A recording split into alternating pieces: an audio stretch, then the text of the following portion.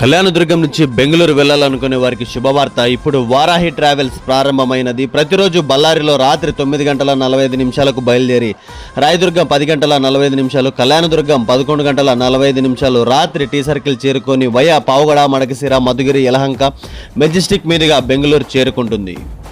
Return journey Bengaluru నుంచి ప్రతిరోజు రాత్రి 11 గంటలకు మెజెస్టిక్లో బస్సు బయలుదేరి మధుగిరి, మడకశిర, పావుగడ, కళ్యాణదుర్గ, రాయదుర్గ, బళ్ళారి చేరుకోను.